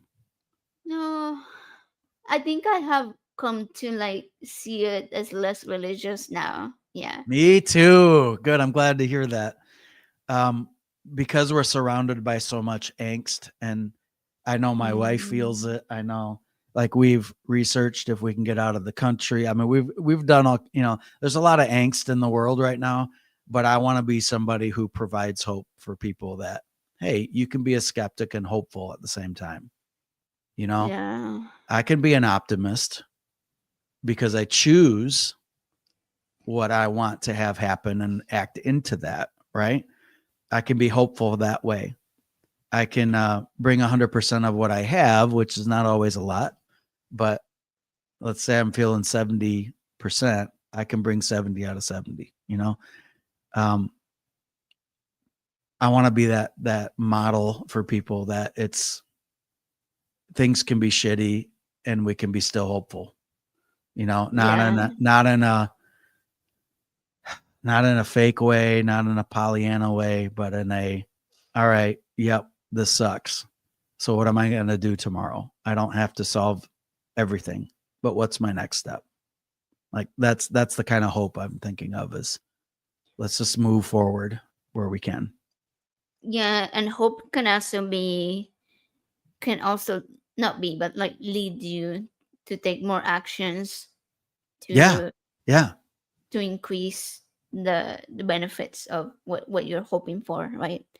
Like if you're hoping for a Yeah. If we better can name world, it, right? then yeah, Yeah. yeah, yeah, yeah. I like that. So If that's the one word challenge for what it's worth. So that would be my 11th word coming up. oh wow, nice. Yeah. So That's I've wonderful. really been, like, it's really been a powerful thing, I at like least in my this. life. Yeah. I'm gonna I'm gonna have my family do that. My kid and my husband do that too. In I'm fact, thinking, can I show you this? yeah, This of drink course. that's giving me some temporary hope right now What you got? is sitting on a coaster that has this word on it, which was this year's ask. Oh, okay. Oh, I have those little wooden Yeah. things. And it's cool because when you tell people your word, I mean, I think it's worth telling people your word because now it's more real. Yeah. Like, people know that you're trying to do that enough to where somebody gives you a gift because they saw the word ask and they're like, "Oh, that made me think of you." you know. So Wow. to have visuals around me here, that's what I mean by it's meaningful. And God Yeah. didn't give me that meaning. I created that meaning myself. How about that? Right. Yeah, exactly, exactly. How about that? How You did about it that? yourself. Yeah. Well, if you do that, I want to know what your one word will be. Okay. So you got to, like, text me. And as you said, you might do that with your family. I would love to know. But Yeah, I was actually thinking about that right now because it has to be, what I mentioned before the show that we were talking about, moving and potentially somewhere, some places, to one place. We'll see where we end up. But I wanted to be about that because for since I moved here when I was like 15, I'm 40 now. I've we've never considered leaving. And for me, change is pretty scary. mm-hmm. I don't like change, even though I've experienced it a lot. I mean, I moved to a whole other country, right? And so, yeah, I want that to be like something related to embracing change or like or adventures or exploring the world. I don't know. Wanderlust might be a good one. Oh, Right? I like Wanderlust. I like that. Ooh, that kind of, it's That could it's be a little bit cool. more unique too. I like that too.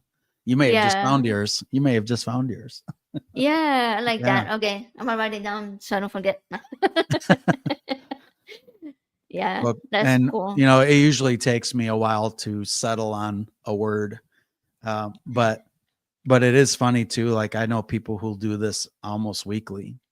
Like, what's my word for this week? What's my word for this week? And I think that's great. Do whatever you want. I do, like, at least for me, I like doing it in a year, just because Yeah, it ends up centering me a bit as I go through the seasons of the year, like, what does this word mean right now? Okay, now I'm about to go into a season of this. So what does it mean? And now it looks like I might be moving. how can I find wanderlust in that? Like how can I Yeah. embrace that instead of be fearful of that? So I like that. Yeah, and I love going into nature or like hiking and going on trips. So I think it will work. It will be a good word. Sweet. So quickly before we wrap this up, you were talking about your tattoo that you have on your Yes. shoulder, right? Uh-huh. And so I was thinking, like, growing up, I don't remember knowing anybody that had a lot of tattoos. Oh yeah. Because I think because we lived in such a small town and stuff like that, it was like the middle of nowhere. Then I moved to the U.S. and I adopted all of the stereotype biases that society has, right? Like tattooed people was one of those biases, Yep. and it feels like we are being taught that people with tattoos are, I don't know, irresponsible or impulsive. If women have You're in a gang. tattoos, yeah, like they're right. If you're a woman, then you're like you must be promiscuous. You must be trashy, like which obviously is like purity culture from the Bible. Um, like I don't know. There's so many adjectives we could say. Hmm. People uneducated. I don't know, low class. They want attention. They're like you said, they're in a gang. They're criminals. Hey, even my Um, wife recently just said, "Do you have to get a tattoo about fill in the blank? Does it have to be in your identity that you have to have that? So like she's not quite with it. I mean, she lets me do it oh, because it's what I want to do. But anyway, to your question, what are you thinking about for the uh, tattoos thing? Yeah, well, yeah, but like for me, it was like I I had it was ironic because like I loved the way they look, right? But at the same time, it was like this cognitive dissonance of thinking oh that they were yeah, negative thing. So I never really got one. I knew my mom didn't like them. So again, I didn't want to disappoint my mom. Love my mom. She's great. Um, I don't know if she's seen because she lives in a whole other country. I don't know if she's seen my tattoos. I'm sure she's seen them on Facebook. But like, so when I moved away from religion, into the atheist community, like I started learning so much about bodily autonomy and like being authentic and embracing, who you really are, breaking down all of these preconceived notions. So last year, I finally decided to get a bunch of tattoos, and I wish I wasn't that broke so I could get more. But I wanted, I remember you mentioned when we did that show, that fundraiser, that you had a turtle. Was that a turtle? I do. Yes, Okay, what's the story behind the turtle? That's my favorite animal. I great topic by the way. I think it only took Okay. it only took me till my mid 40s to like get excited about tattoos. But just a sec, I'm gonna take my sweatshirt off, not just because I'm warm, but I want to show you the tattoo. So Yeah, I want to see it. give me a second. All right.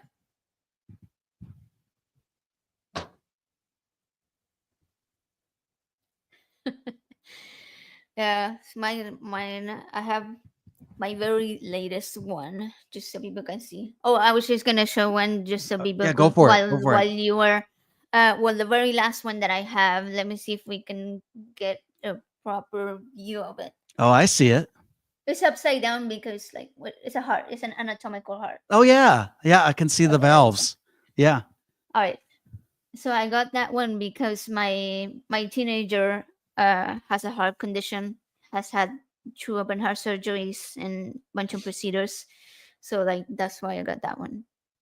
I love that. That's a Okay. great way to, I don't know, show what's on your mind, but also I'm a to heart. honor somebody, to honor Yeah. somebody. Yeah. Yeah. So the turtle tattoo. Okay. Well, Yes. first, I might as well show you this one. Oh, Be- the uh, one the Warner yeah, one. because the carpe the fucking DM one. Love that one. So let me first. I already know if I don't change the background. I don't know if I can change the background at this point. Is there an easy way to change the background so it's not fuzzy? I don't know. Um, I think if you go to the three dots on your, Yep, I see it. oh no, that's not it. There might actually be like a little gear at the very bottom next to the leave room button. You see like a little The uh little wheel. yeah, little There, gear. okay. I got I it. I think got it. I got it. Okay. Visual effects. Boom. Should be, Boom. yeah. Yeah, I'm Okay, learning. cool. There you go. Now sharp. All right. So there's my logo for the show, Oh, but that's there's so cool. you can see the CTFD, Yeah, yeah, yeah, yeah. right? I can see it. So there's I love that. Carpe the fucking diem. That's Here's now awesome. this was my first tattoo was the turtle shell, That's cool. which Okay, there's I a do remember seeing it when you showed it, but I didn't get to ask you like what the meaning why behind it was. a lot of reasons. Everything's very intentional, I guess, right?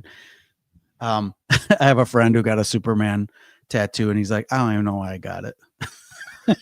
He wishes he didn't know. He's like, why? Yeah, I'm Superman. All right. Anyway, Mm. I'm very thoughtful about it. So first of all, for a few seasons, I was doing triathlons. So that's swimming, biking, and running. And so that I actually love the water. I live in the Great Lakes. The painted turtle is our state reptile. All right.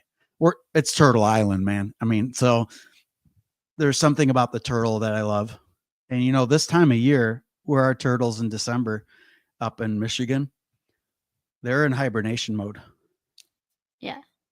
They're like under the pond, buried in mud, and they don't come out till things are melting. Wow. Okay, Like I did not know that. yeah, it's amazing what some animals do this time of year. Like as we speak, I've got a foot of snow outside. And did you know underneath me are some fireflies? Meaning the fireflies we see in July, they are under the ground right now, just All right, starting. because They're just yeah. starting, right? They're just all of that is fascinating as far as nature goes. So this turtle shell is kind of like the love of nature and all of that.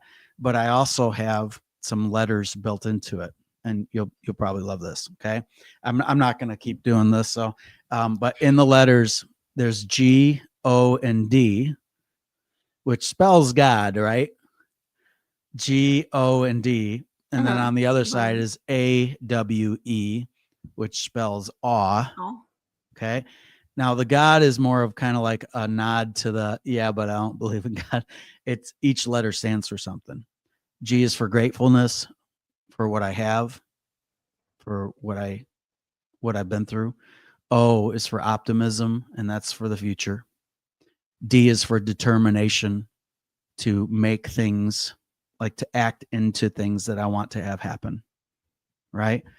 Awe, I just love the word awe. You know how some people will look at a scene and be like, oh, Nothing. Yeah. God, right? Well, I say, I don't need a God attached to it, right? But A stands for adventure. W stands for why, which I think we For understand. for So why? For the A question W why? E, right? Okay. Yeah, why meaning ask questions, right? Okay. And then E is for empathy. Okay. I love that. Okay. And then on the bottom are the numbers 2 and 9, 29, because I was married on the 29th and my wife's birthday is on the 29th. So that's in honor of her. Wow. That's So sweet. there was a lot on that turtle shell, wasn't there? Did you really want to know all that? I did. Yeah, I You love did. knowing like because I really like when tattoos have a lot of meaning for someone because They do. you don't just like slap it on for like what Some like people do. Superman. Some people are Like like, Superman. why'd you get that? Well, I had a really good night and I went out with friends and, Mm. all right. So I did get one in Texas 2 Oh years yeah. ago. 2 years ago, Christmas, we went down to Corpus Christi and we stayed at a little place there, just the three of us, my son, my wife, and I. And so I got Calvin and Hobbes. Okay. Are you familiar with that comic? I'm not. All right. Yeah. Looks It cool. went out of style a while ago, but that's one of his favorite comics. It's one of mine too. And that's the last cell of the comic where they're like, let's go on adventures and they're sledding together. And so Christmas, that's in honor of my son. And then the last one I got, I won't show you, but I just got it. And it's the Great Lakes. It's on my right calf. Oh wow, nice. But it has a symbol of the Blue Water Bridge, which connects us to Canada. So my good news is that my wife and I, for our 25th anniversary, we got a little camp spot Oh nice. in Canada. for 6 months of the year. So that Blue Water Bridge is the connection into Canada. And it's just like, if we can't move there, well, damn it, we can be there for a lot At of the least year. half. So we That's got a awesome. foot in each one. Yeah. Wow. Yeah, no, And that's really I've cool. got more ideas, but I'll keep them to myself because I've been talking about tattoos for the last 10 minutes. So you've got your tattoo there, the heart. Do you have any other ones, or is that I all you? do, Yeah. yeah. So, Because I heard you say plural. well, yeah, I have three separate ones. So this one is like Ooh, the yeah. small, the science Ooh. one. I love the color. That's Yeah, the awesome. colors come out so That good. really pops. So that one has like the dopamine molecules right there, and the DNA, and then the musical. See the music notes and the treble clef Oh yeah, right there. and the Yeah. atomic. Oh, that was badass. I love that.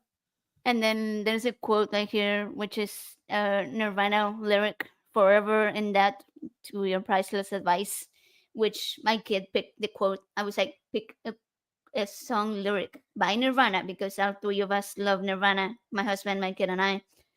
So I was like, that's kind of like a It's you. It's you family. I guys. think, yeah, to make me think of like the family as a whole. And then because music, the musical in in the DNA thing, because that's just something that that really helps me stay sane, which leads me to the very first one that I got. So Ah, it's it's Green a Day. Green Day, but it says Yeah. one at the top. It says one Green Day at a time. Oh, cool. So the Yeah. reason for that one is, what was that like? Was that last year? Yes, it was last year. Like last year, July of last year. I had to get off some medication that I've been on opiates for like 10 years for chronic pain. And your body gets physically, um what is the word, like your body needs it. I don't want to say addiction because it's not like when you're, an active addict seeking it. Sure, but It's there's going to be a withdrawal, is what you're saying, right? Because right. it's So become accustomed to it. It's kind of rebalanced to expecting it. Is that kind right. of what you mean? Yeah. Yeah, yeah, exactly. Like your body becomes physically, yeah, where it physically needs that outside dopamine. Because opiates increase your dopamine levels. So when you're coming off of them, your dopamine levels are gonna crash. Your body doesn't know how to make it anymore, so it has to relearn dependency. There you go. Thank And you. that affects your Dependency. brain big time too, I would imagine. Yeah. So Yeah. I tried to get off of them for a while, and I was having such a hard time that I couldn't do it. So my doctor was like, you know what, we have to do something. So I didn't cold turkey, but he gave me this little device that they place on your ear. It's kind of like needles that go on your ears and on behind your skull, and it takes the edge of some of Hmm. the withdrawals, but it doesn't take away the mental part of it. It's just more like it helps with the nausea and the headaches and the shakes, right? Okay. Yeah. But not with the emotional part of it. So I went into like a deep hole, emotionally speaking, and I didn't think I was gonna come out of it. But my mom, my husband, and my kid were the ones that were trying to like sort of keeping me sane. And my husband kept saying, "Take it one day at a time, one day at a time, one day at a time." And then my mom one day was like, "You have to do something." I was like, called her crying one morning, right? And she's like, "You have to do something that you used to do before that brings you joy, that normally makes you happy, because you need to increase your dopamine naturally. Your body needs to remember how to do it. And Well, if that you're makes just sense. laying on the Yeah. bed, yeah, if you're laying in bed doing nothing, you're not doing anything to do that. So like I forced myself to get up. I put on the atheist experience shows and in the background on my iPad, and I was trying to like cook something, and then a Green Day song came on, and something shifted in my brain, and it was like immediately like Hmm. dopamine just came up. And I've listened to Green Day every single day since then. So for a year and a half, every single day, I listened to at least one Green Day song. But that's why I got that one. So I story. that is an awesome story. Yeah, And it was like life so saving. those are the kind of stories that I focused on that first podcast. You know, like when was the moment? You know, when was the moment? And I love the like you're always gonna hear. I bet dopamine moves just when a Green Day song comes on without plan, like an unplanned. Oh, that's Green Day, right? I Yeah. know that it has to happen now, and Oh I love yeah. how you combined that with cooking and combined that with whatever else you got to do, right? Um, yeah, that's the kind of momentum movers there. Oh, I'm glad you made it. I'm Yeah, glad you me made it. too. Me too. Yeah. That was it was literally what knocked me out of the what pulled me out of the hole, I guess. You know, So yeah. it could have been a lot faster if you just prayed to Jesus. Oh yeah. I, I did it wrong. Okay, totally wrong. come here and fix this, right? Sorry, I guess that brought us full circle, didn't it? Yeah. Man, and that's a whole nother rabbit trail, right? But it's just like back when I said supernatural thinking is poisonous, gives you a second of hope, maybe, right? Oh, maybe like the chances are worse than the lottery. You know, They in are. a lot of ways. Well, and if you're missing a limb, it's definitely worse than playing the lottery. That hey, just pray for it to come back, right? Same thing for you. It can't be. Hey, I can I just pray for my dopamine levels to come back to where they were. Will that work? Can we do that, please? Come on. Yes. I'd like to order a McDopamine, please. McDopamine, Oh 99 yeah. Put cents. in a little Yeah. cup or something. Yeah. Anyways, do you have any words of wisdom to give to the world before we wrap this up? Before we end the show? I always ask my guests if they have any I'm just words. don't I don't know. I'm just gonna say don't, believe responsibly, drop the Okay. supernatural, Yeah. embrace the rational, don't be afraid to ask questions. And out of all the people's opinions you wanna that you may value, I think the opinion of yourself that you have is the most important. You know, you don't have to please a lot of people. Ask yourself with these limited days that we have, what do I want to do? What do I want to do? I'll just leave you with that. And as far as like, if anything today has kind of like made you go, I would like to hear more, I'd say just go to skepticalscott.com. That kind of gives you the link tree is on the top of that. That gets you all the, like social media and all that kind of stuff too. I am not like super active. There's a reason why I don't do a ton of live shows, though I'm enjoying it more when I get invitations like from you, for example. I'm bridging into that a little bit more, which is great. But you've learned this, AJ, that the more you do stuff, the more you take time away from other things, right? Like family, friends, etc. So I'm at a pace where I can reasonably keep up. So I do episodes every 2 weeks. I used to do it every week, and it's just too hard to keep up. But every 2 weeks, Sure. it's there. And for an almost 50-year-old, I sure love going on TikTok. Maybe TikTok Live is my next avenue. I don't know. I do love surfing on there though. There's a lot of cool stuff there. Yeah, I mean, I've heard this pretty yeah, good. The TikTok lives. I've I haven't looked done it at yet, it. but Yeah. yeah, I've thought about it too, but I haven't yeah. I haven't that's where done I it can be a yet. little snarky too sometimes. You know how we were saying earlier, hey, The find levels. bridges, connect with people. Sometimes that's like my little snark side. I'm like, I'm just gonna throw that out there. I just want to push it a little bit. Anyway, all that to be said, skepticalscott.com will get you there.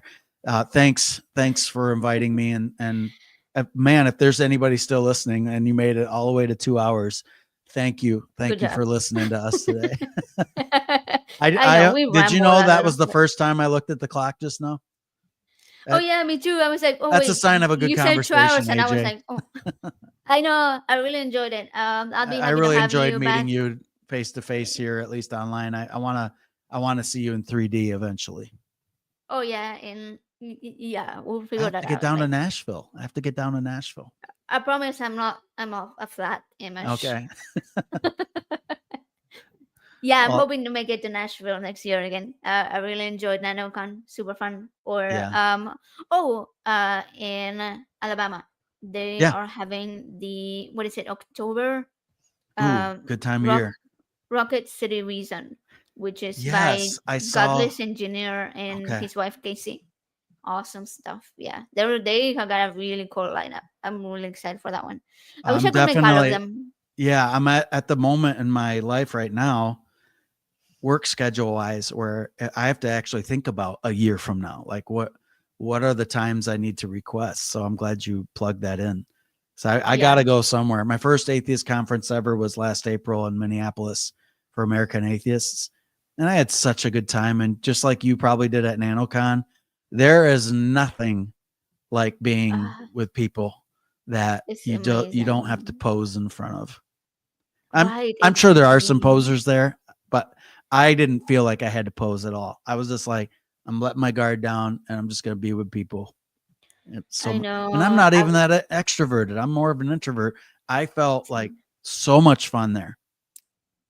That's the thing for Yeah. me too. I'm an introvert. I need my space sometimes from people. But when I was there, we were there from Friday to Sunday, and I was like, I need more time.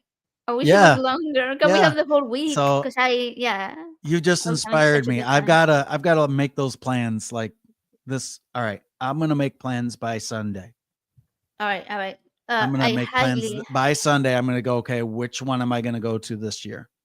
well, there's also I really want to go to Baja. Behacon. I really want to go I there. know. That summer place I was telling you about that I have now is near there. But the Oh, problem is it's like right that's like prime time for me as far as I could be where what? anywhere in the country for my work. Mm, But man, right. we are told don't take any time in August. Like it's all hands on deck. But I want to go, hey, I really need that Friday off at least. I really need that Friday off.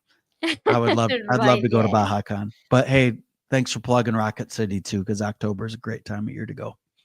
Yeah, and they have a super good lineup, so you're gonna enjoy it. I mean, they have Seth Andrews, um,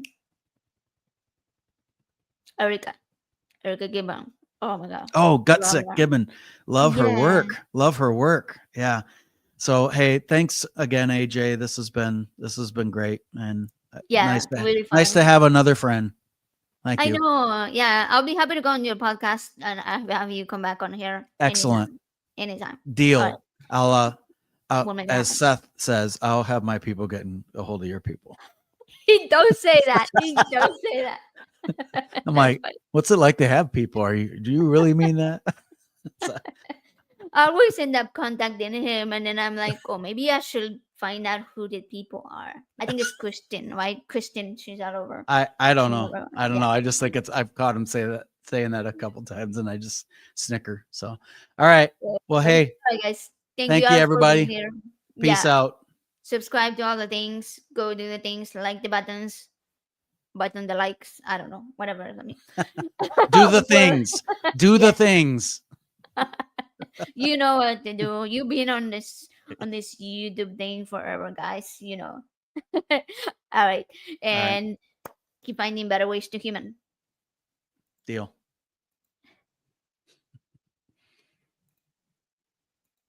What am I doing? I don't I know. gotta We're I still gotta click live. the button. Yeah, there we go. I clicked the wrong What?